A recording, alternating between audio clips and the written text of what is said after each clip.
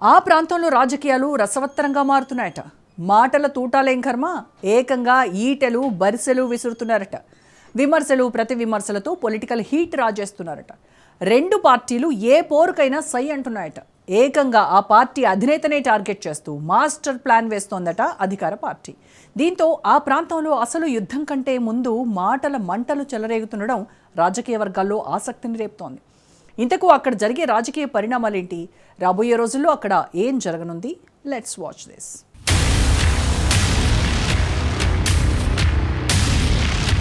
BTech Ravi YS Jagan కు సమవుజ్జినా కానే కాదు. అయినా అక్కడ రాజకీయాన్ని తాను కాకుండా రాష్ట్రాధినేతలతో నడిపిస్తున్నారు. పసుపు దళపతులైన నారా అండ్ కో ద్వారా ఇక్కడ రాజకీయ పరిణామాలు చకచకా మారిపోతున్నాయి.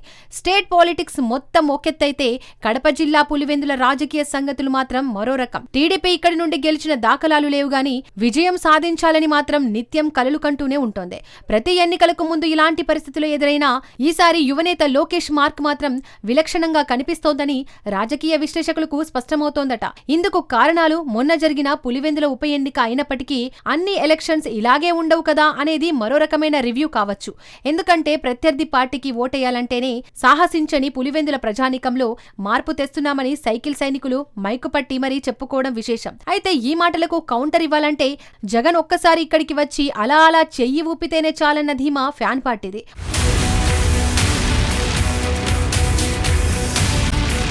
వాస్తవానికి పులివెందుల ప్రాంతంలోని ఎర్ర చెరువుకు నీరొచ్చినప్పటి నుంచి రాజకీయాన్ని మార్చేశామంటున్నారు ఇక్కడి టీడీపీ నేతలు. ఆ నీళ్ల ద్వారానే వాళ్ల మాటల్లో పదునెక్కువైందన్న సంగతులు వినిపిస్తున్నాయట. టీడీపీ నుండి పులివెందుల వేదికగా అక్కడి ఇన్ఛార్జ్ బీటెక్ రవి రోజు ఏదో ఒక రకమైన మాటలు మీడియా ద్వారా వల్లిస్తుండగా తోడుగా ఎమ్మెల్సీ రామ్ భూపాల్ రెడ్డి అదే స్థాయిలో విరుచుకుపడుతూ ఉంటారు. ఇక వైసీపీ నుంచి ఎంపీ అవినాష్ రెడ్డి ఇద్దరికి ఒకేసారి ఇచ్చి పడేస్తుంటారు. ఈ క్రమంలో ఇప్పుడు అదే పులివెందులలో అసలు యుద్ధం కంటే ముందు మాటలు చెలరేగుతుండడం తాజాగా రాజకీయ వర్గాల్లో ఆసక్తిని రేపుతోంది. విమర్శలు ప్రతి విమర్శలతో ఒక్క పులివెందులే కాదు, ఉమ్మడి కడప సరిహద్దులు దాటుకొని తాడేపల్లి మంగళగిరి గడప తాకుతున్నాయట. అసలు పులివెందుల్లో ఏం జరుగుతోందోనన్న సంగతులు తెలుసుకోవడానికి నిత్యం అధికార ప్రతిపక్ష నేతలు ఓ చెవిని ఈ దిక్కునే ఉంచుతున్నారట. ఇక ఈ 2 రోజుల నుండి మాటల తీవ్రత మరింతగా పెరిగింది. బీటెక్ రవి కాస్త ఎంపీ అవినాష్ మాటల్లో బోగస్ రవిగా మారిపోయారట. ఇక అవినాష్ రెడ్డిని అయితే బీటెక్ రవి నాటకాల రాయుడంటూ దెప్పి పొడుస్తున్నారట. అంతేకాకుండా జగన్ను సైతం బీటెక్ రవి టార్గెట్ చేస్తూ వ్యంగ్యస్త్రాలు సంధిస్తున్నారట. ఇక జిల్లాకు అడపదడప వచ్చే ఇన్ఛార్జ్ మంత్రి సవిత, జమ్మలమడుగు బీజేపీ ఎమ్మెల్యే ఆదినారాయణ రెడ్డి, రెడ్డప్ప గారి దంపతులు ఇలా వరుసగా జగన్ను టార్గెట్ చేయడమే పనిగా పెట్టుకున్నారట. పార్టీ కార్యక్రమాలతో పాటు ప్రభుత్వ విధానాల్లో సైతం వైసీపీని, ఆ పార్టీ అధినేతను లాగుతున్నారు. రాజకీయంగా లబ్ధి ఎంత మేరకు జరుగుతుందో ఏమో గానీ జగన్ టార్గెట్ గా జిల్లా రాజకీయం రసకందన పడిందనుకోవచ్చు. వాస్తవానికి ఇటీవల ఉమ్మడి కడప జిల్లాలో జరిగిన 2 జడ్పీటీసీ ఉప ఎన్నికల్లో టీడీపీ సునాయాసంగా గెలుపును సాధించిన పులివెందుల ఎన్నిక మాత్రం చారిత్రాత్మకమైందిగా చెప్పుకుంటున్నాయి సైకిల్ శ్రేణులు. అదే కోణంలో సైతం ఓటమిని ఫ్యాన్ పార్టీ ఇప్పటికే జీర్ణించుకోలేకపోతుందన్న విషయం వాస్తవం. దివిటి పట్టి వెతికిన వైఎస్ కుటుంబ గెలుపు తప్ప ఏ ఇతర నేతల మాట చెల్లుబాటు కాని పులివెందుల్లో పసుపు జెండా రెపరెపలాడడం జీర్ణించుకోలేని బాధే అనుకోవచ్చు వైసీపీకే.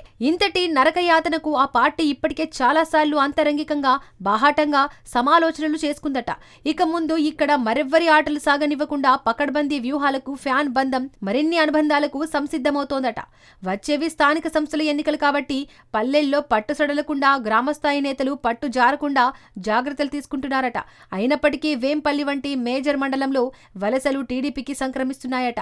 మొత్తానికి పులివెందుల రాజకీయాన్ని పైనుంచి చంద్రబాబు, లోకేష్ నడిపిస్తుండగా ఇక్కడ మంత్రాంగం మాత్రం బీటెక్ రవి చేస్తున్నారని చెప్పుకోక తప్పదు. ఏది ఏమైనప్పటికీ పులివెందుల రాజకీయం ఇప్పటికైతే స్టేట్ పాలిటిక్స్ లో హాట్ టాపిక్. అసలు అక్కడ ఏం జరుగుతోందోనన్న సెన్సేషన్ అన్ని రాజకీయ పార్టీల్లో ఉత్కంఠను రేపుతూ ఉంటుంది.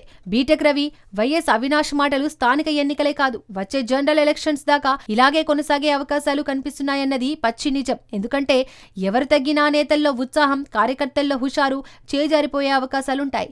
పట్టు కోసం, పరువు కోసం ఎవరికి తగ్గే అవకాశాలైతే పులివెందుల్లో కనుచూప మేర కనిపించడం లేదని చెప్పుకోవచ్చు.